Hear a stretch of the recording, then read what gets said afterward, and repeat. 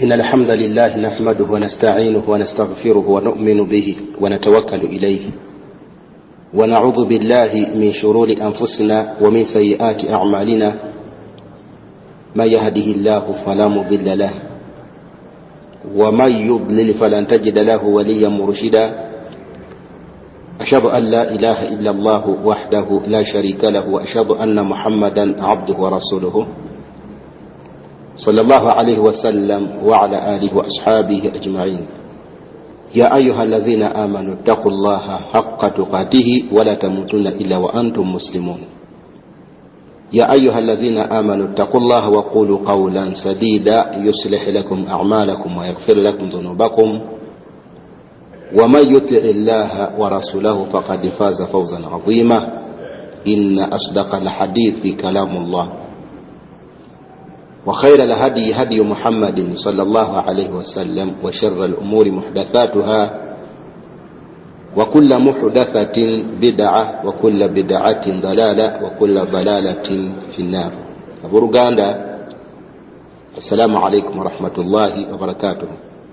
twebaza ekitiibwa Allah tabaraka wa taala tuwangaazizza n'abeera nga kyatukuumidde ku mwaliro gw'ensi. Tusaba Allah tabaraka wa taala obulamu bwaffe abo tuteeremu omukisa, atuteera omukisa mu buwangazi bwaffe obusigaddeyo, tusobole okuba nga tukolera mu bwo ebyo ebinaatuyamba okumusinkana Allah waffe tabaraka wa taala nga atusiimye, era twewale okukolera mu buwangazi bwaffe obumpi obusigaddeyo ebyo ebikyamu Allah tabaraka wa taala nga singa tunaaba tumusinkanye nabyo tetujja kusinkana ssanyu lye.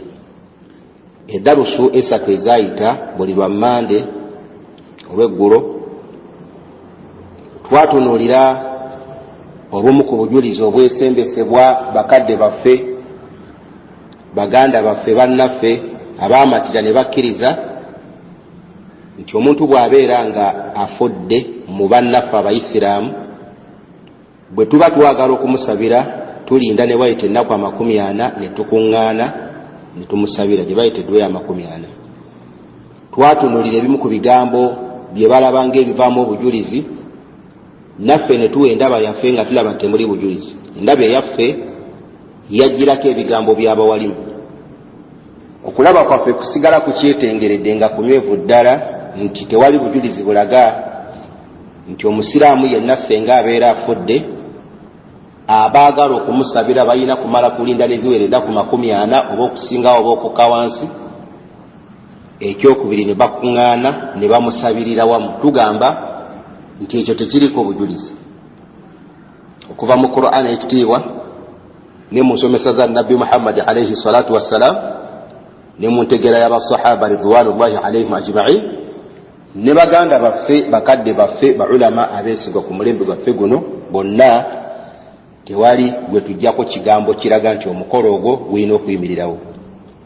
Ne tubasuubiza biidhinillahi taala oluvannyuma lw'okubategeeza nti bangi balowooza era bagamba batukutemerera nti ffe tetusabira bafu, nti ekitwogeza ebigambo ebyo tetwagala kusabira bafu era tuli babi nnyo tetusabira bafu.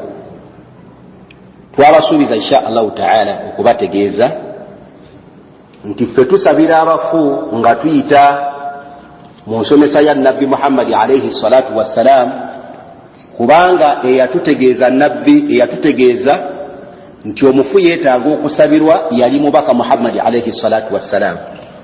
Bwe yamala otutegeeza kalondawo ebizibu ebingi ebibeera mu kabbuli we tuziikibwawo, teyatulekaawo ttayo okuggyako Nabbi Muhammad alayhi salatu wassalam yali alina okutusomesa ffe abalamu abasigaddewo biki bye tuteekeddwa okukola okusobola okutakkuluza ku muganda waffe, mukwano gwaffe, mwannyinaffe mu busiraamu abeera aziikiddwa mu kabbuli awo. Tulina kukola ki asobole okubeera nga akenderezebwako, kabe kasinge abeere nga n'emitawaana gyonna gimugibwako.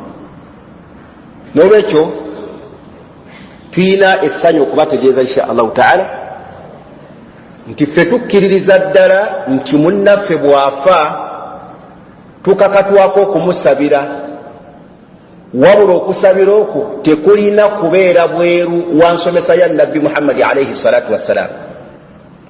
Twabagamba nti omufu ono tumukolako ensonga bbiri. Ensonga esooka tumusabira, ensonga ey'okubiri waliwo ebintu bye tukola ebya bulijjo ng'ebintu nga bikoleddwa muganda waffe oyo abeera agasibwa. Kale insha Allahu ta'ala olwaleero omusomo gwe tugenda okutandikako tugenda gwawulamu ebitundu bibiri. Kitundu ekisooka biki ebigasa omufu, biki ebigasa omuntu bw'abeera ng'afudde n'aziikibwa.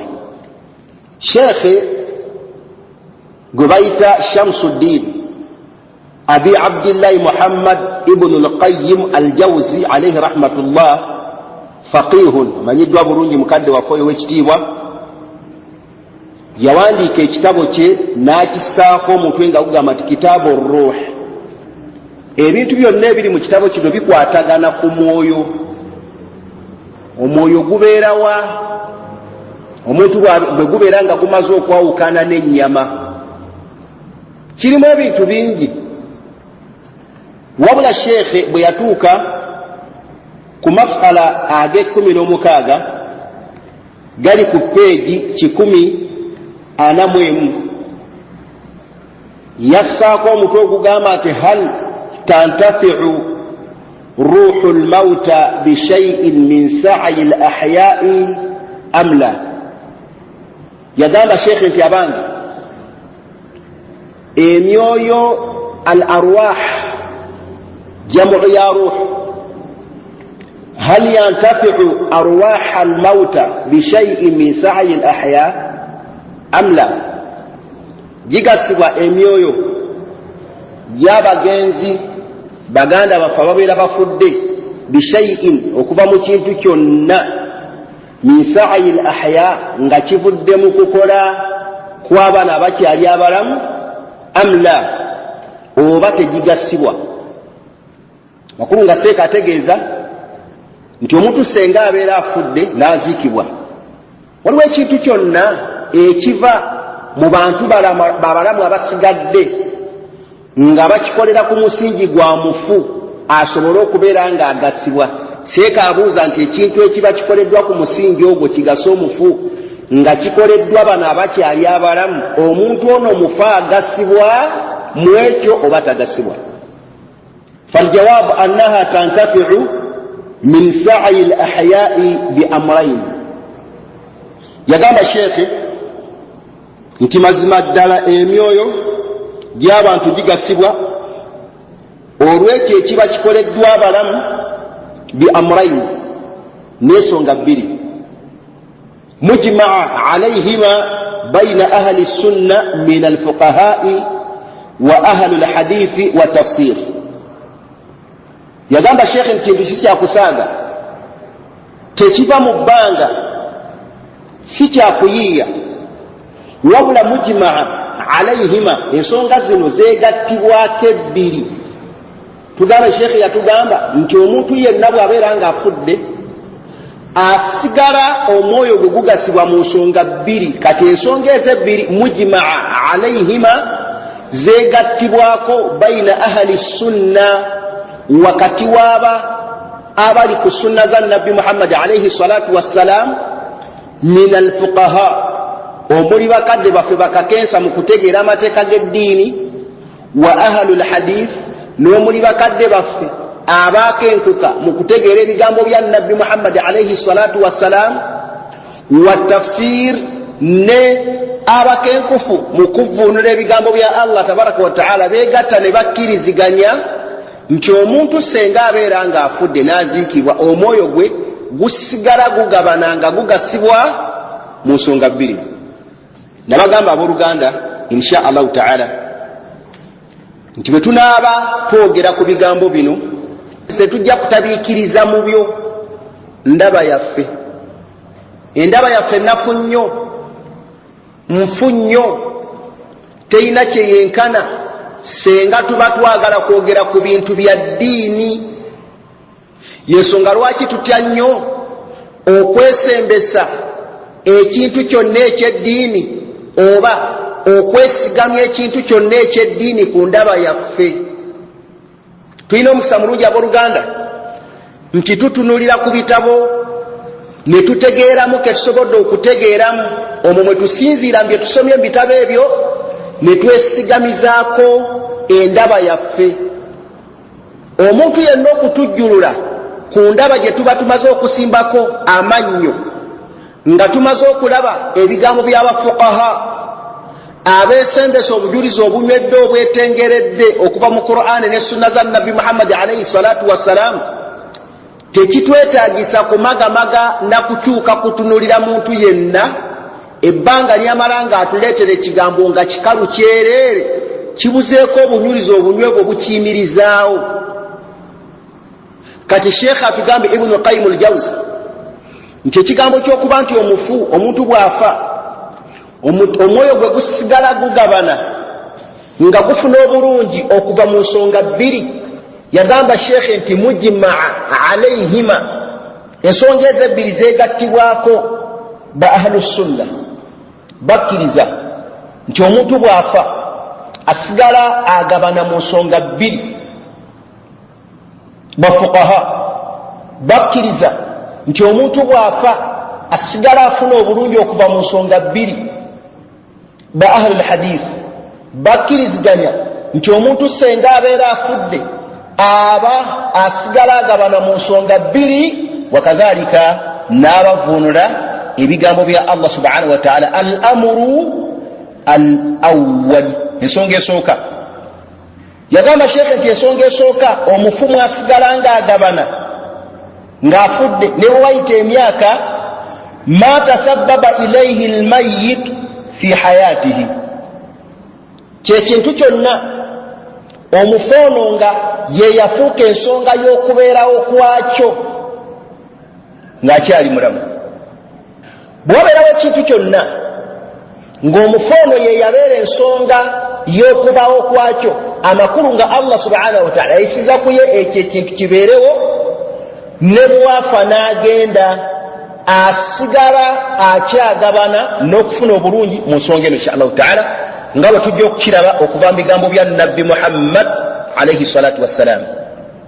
Yagamba Sheikh nti al-amru athani, ensonga ey'okubiri, mukadde waffe, muganda waffe, mwannyinaffe, mukwano gwaffe mwasigala ng'agabana senga abeera avudde mu nsi, du'aa'u al-muslimina lahu wastighfaruhum lahu was-sadaqatu wal-hajj 'ala an-nizaa'i ma alladhi yasilu min thawabihi, hal thawabu al-infaqi aw thawabu al-amal.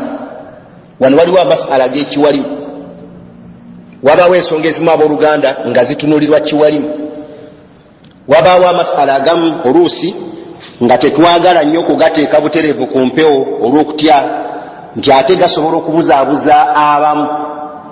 Twagala nnyo okuwa abantu ensonga ebeera ewedde okusunsula obulungi, naye ate oluusi ensonga bw'ejja ng'erimu shubuhaati, esobola okuvaamu ebyekwasa abantu okubuzaabuza bannabo bateeka ku kikyamu. Kati oluusi tuleetamu engeri y'ekiwalimu, ebintu bitegeerwe ekiwalimu. Yagamba Sheikh nti ensonga ey'okubiri mu nsonga, omufumu asigala ng'afuna du'aa'u al-muslimiina lahu, kwe kubeera nga abasiraamu bamusabira, wastighfaaruhum lahu, n'okubanga basaba Allah tabaraka wa ta'ala abeere nga musonyiwa. Byonna tujja biraba insha Allah ta'ala n'obujulizi bwabyo. Wasadaqa, ne bagamba nti ne sadaqa, makulu omuntu ono bw'abeera ng'afudde, bano abasigaddewo abalamu ne babaako sadaqa yonna gye bawaddeyo olw'okwagala afune obulungi, kyegattibwako nti afune obulungi. Wal hajj, n'okukola hijja ku lw'omugenzo insha Allah ta'ala, tujja kulaba amakulu gaakyo kitegeeza ki, ala nizaa, wamu n'okubanga waliwo okusikamu katono omuguwa wakati w'aba ahlul ilmi ku nsonga eyo, nti mallazi yasilu min thawabi, kiki ekyo ekifunwa omufu mu mpeera. Hal thawabu al-infaqi, omufu onaafuna mpeera yakuwaayo kuno, amakulu nti ono bw'awaayo ng'asaba empeera zidde eri omugenzi, ezo empeera zafuna, au thawabu al-amal, oba empeera z'omulimu ez'okukola zezidde eri omufu.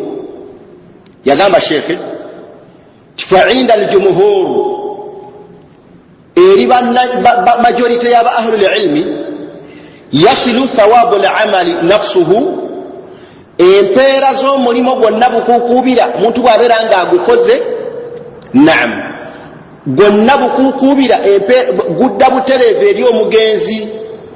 Wa inda ba'd al-hanafiyya bashab al-madhahib bo bagamba nti innama yasilu thawabu al-infaqi, nti omufu kyafuna afuna mpeera za kusaddaaka makulu, nti omuntu bw'awaayo n'asaddaaka ono omugenzi ng'afunamu.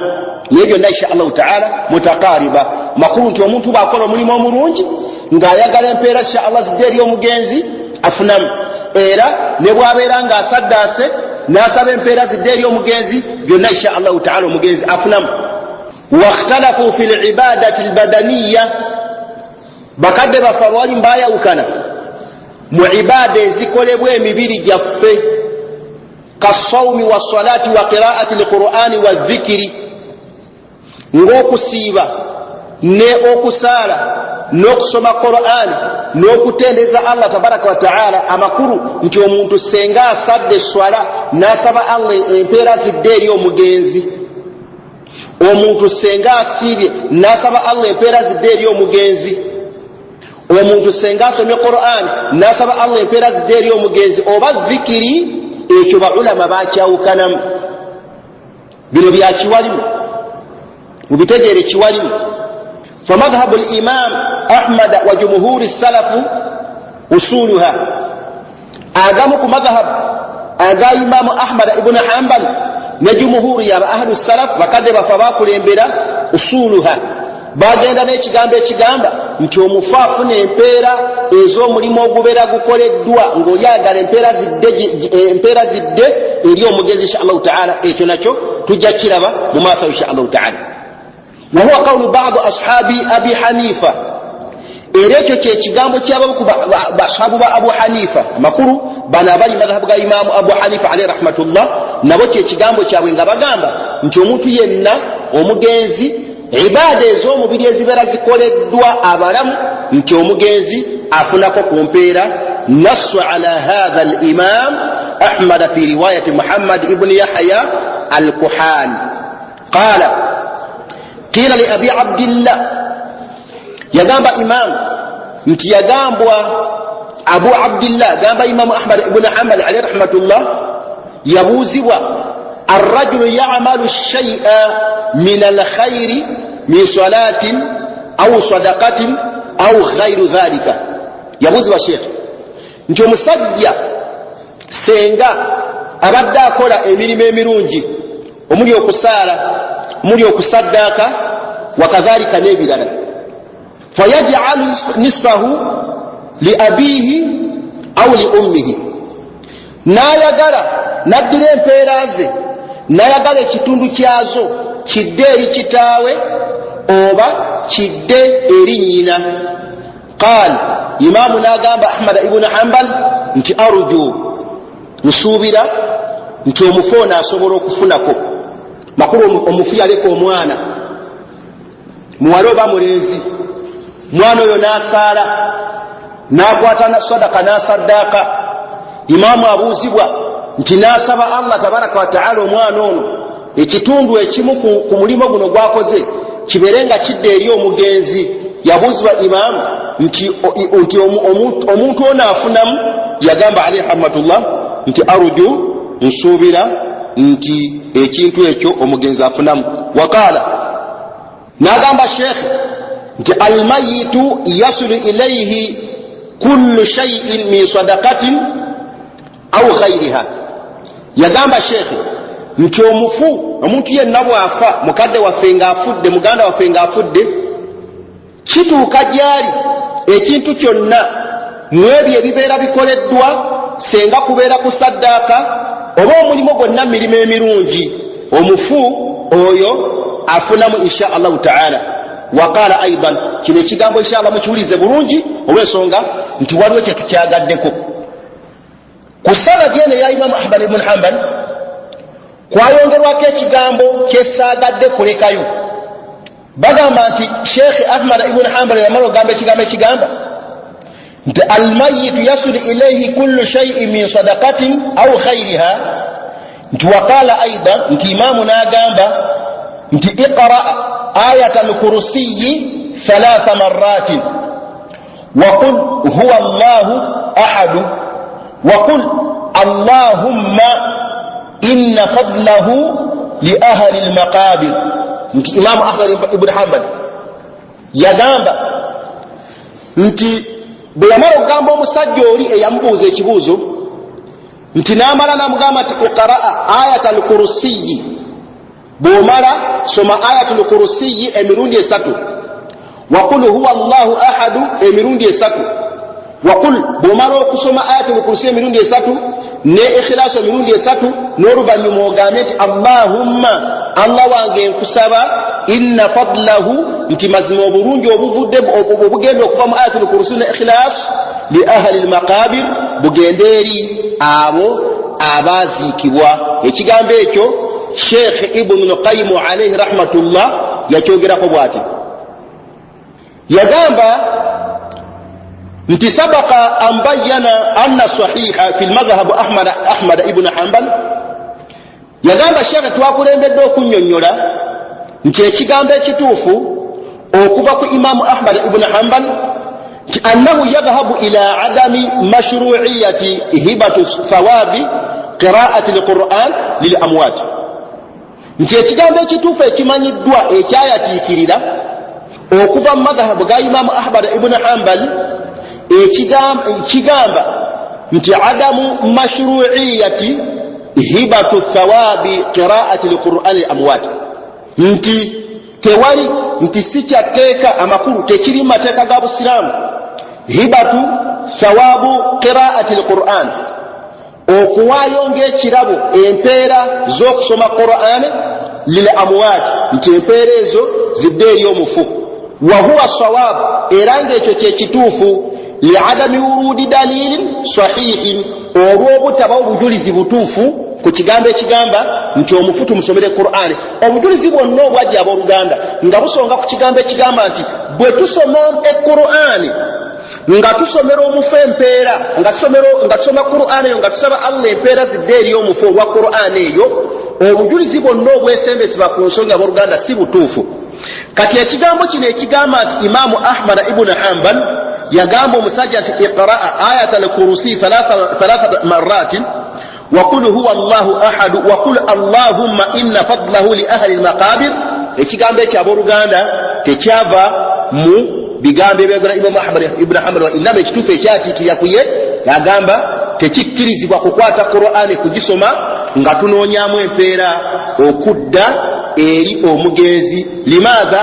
liadami wujudi dalil as-sahih, olw'obutaba obujulizi butuufu bwetengeredde nga bulaga ntukkirizibwa okusoma Qur'an olwa okwagala omufu waffe okufuna obulungi. Wal mashhur min madhhabi Shafi'i wa Maliki anna dhalika la yasilu.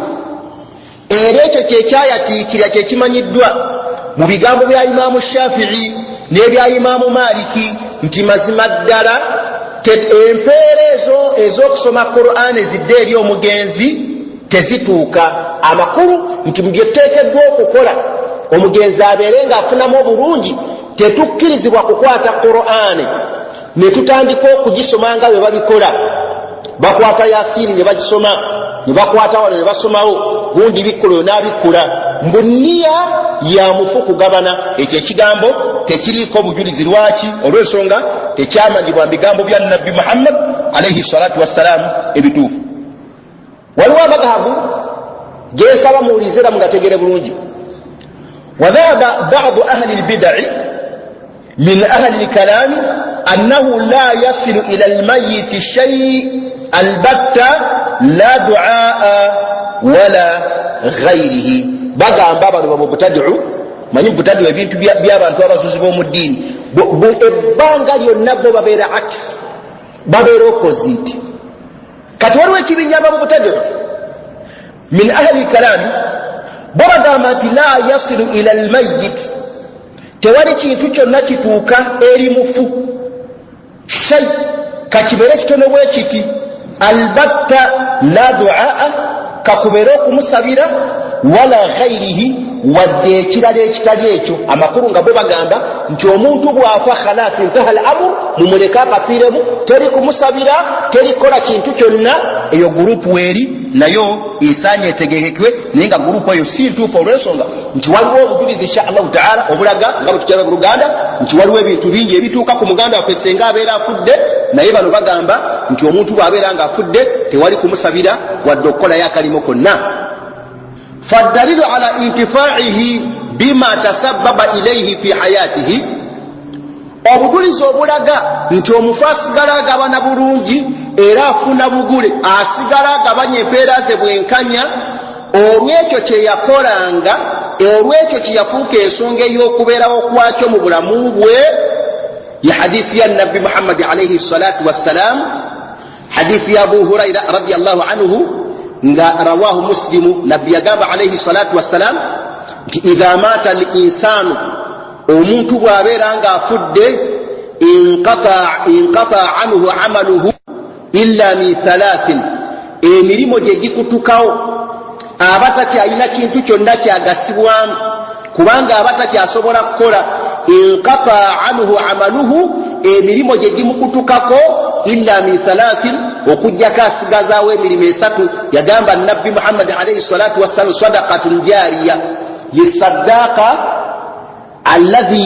allati tajiri abaganda bavunula nti saddaaka ekulukuta ye sadaka egenderera sajja ateekawo oluzzi bantu balunywako yalongoosa ekkubo n'aliteekamu emidumu emirungi bantu batambulirako yasimba emiti bantu balyako emiyembe n'ebisigadde bitu ebiringanga ebyo yagamba nabbi Muhammad alayhi salatu wassalam nti ebintu ebyo omuntu byafuuka ensonga y'okubeerawo kwabyo yagamba nabbi Muhammad nti omuntu ono asigala afunamu n'agamba ekigambo ekyokubiri omuntu kyasigala ng'afunamu aw ilmun yuntafa'u bihi oba ilmu omusajja ono gye yayiga bwe yamala okugiyiga n'agisomesa abantu ne bagigasibwamu yagamba nabbi Muhammad nti omusajja ono asigala nga afunamu aw waladun salihun yad'u lahu oba omwana omulongoofu asigala nga asabira mukadde we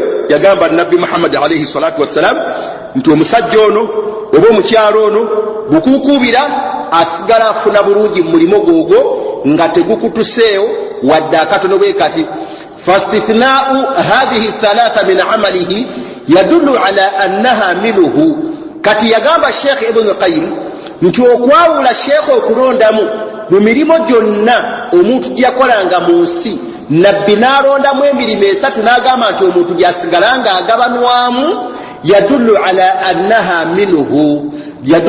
annaha minhu ekyo kiraga nti gino emirimu gyaviira ddala mu ye yafuuka ensonga y'okubeerawo kwagyo nabbi kyavudagironddamu alayhi salatu wassalam n'agamba nti empeera zaagyo Allah subhanahu wa ta'ala asigala azimuwa bukuukubira fa innahu huwa alladhi tasabbaba ilaiha olw'ensonga nti omuntu ono ye yafuuka ensonga y'okubeerawo kwa emirimu egyo olwo nno kyavudde afuna obulungi bw'empeera ezo yagamba Ibn Majah fi sunanihi hadithi ya Abu Huraira radiyallahu anhu nga ntuufu nnungi terina mutawaana gonna nti nabbi yagamba alayhi salatu wassalam nti innama yalhaqu almu'minu min amalihi wa hasanatihi ba'da ilmihi yagamba alayhi salatu wassalam nti mazima ddala omufu asisinkana omukkiriza asisinkana min amalihi mu mirimo gye wa hasanatihi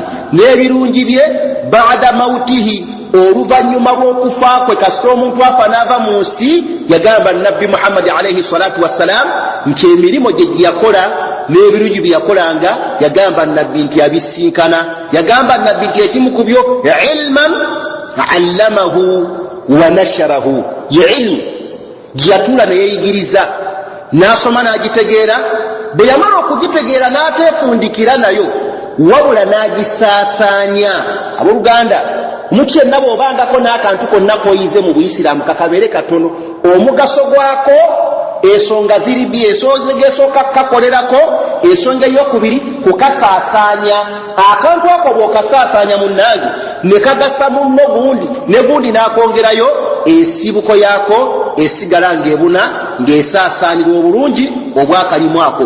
nabbi n'agamba nti ekyokubiri omuntu kyasigala ng'agabana kyasisinkana birungi eyo ng'afudde au waladan salihan tarakahu oba omwana omulongoofu gwaba yaleka ekyo nakitegeeza kya mu Luganda ti omuntu yenna yeetaaga obulungi n'okusigala ng'ogabana bwenkanya n'okusigala ng'ofuna obulungi obwa buli ngeri oteekwa okufaayo okwetegereza omwana gw'ozaala mwana muwala mwana mulenzi kufaayo okulaba ng'omuteeka ku tarubiya ng'omuteekamu asaasi ng'omuteekamu ebintu eby'omusingi ebyo nga bw'onoobeera ng'omulese mu nsi bijja mufuula omulongoofu ogwo okusinkana ng'omulimo ogujja okukugasa insha allahu taala oluvannyuma ng'ofudde. nabbi n'agamba nti awu masjidan banaahu ekyokusatu omuntu kyasinkana ng'abeera afudde oba omuzikiti gwe yazimba. kyova olaba toyitanga muganda wange wantu wonna